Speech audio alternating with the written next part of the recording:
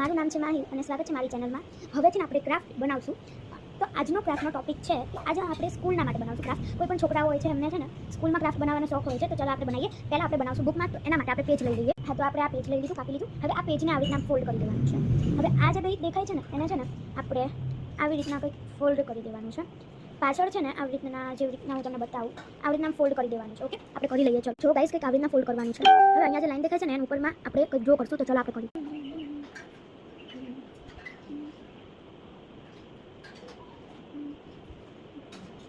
Okay, તો આપણે draw કરી લીધું છે આવી રીતના કંઈક. હવે આને આમ ખોલીને આ જે અંદરનું છે ને એને આમ ફોલ્ડ કરીએ. ચાલો આપણે કરી દઈએ. આવી રીતના ફોલ્ડ કરી પાછું આ બેને આમ કરી દેવાનું છે. હવે આને આમ ઊંધું કરી દેવાનું છે.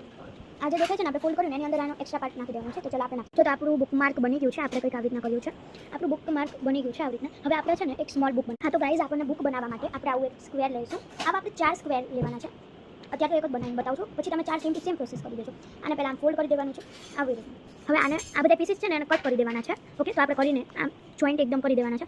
જેવી રીતના આપણે એક ઉપર એક મૂકી દેવાનું છે. જેવી રીતના આપણે આને કટ કરીએ આમને આવી રીતના, તો એનું ઉપર જે પીસીસ છે ને એ મૂકી દેવાના છે. તો ચાલો આપણે મૂકી. તો ગાઈઝ આપણે એવી રીતના પીસીસ દીધા છે એકદમ સ્ટ્રેટ. હવે આપણે આને સ્ટેપલર કરી દેવાનું છે. ચલો આપણે કરી દઈએ. ઓકે, આપણે સ્ટેપલર કરી દીધું છે. હવે આની ઉપર કંઈક ડ્રોઈંગ કરીએ સિમ્પલ. ચલો કરીએ.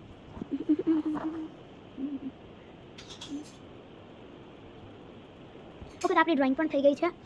આ છે આનો ફાઇનલ લુક. આવી રીતના આમ ખોલીને આપણે આની ઉપર લખી શકીએ છીએ. ખબર ઓલી પેન્સિલમાં આવે છે એવી જ બુક બનાવી છે. આને આપણે અહીંયા હોલ કરીને આપણે ચોટાડી પણ શકીએ છીએ. તો હવે મળીએ બીજા વિડીયોમાં. આપણે કંઈક બીજું બનાવશું ત્યારે.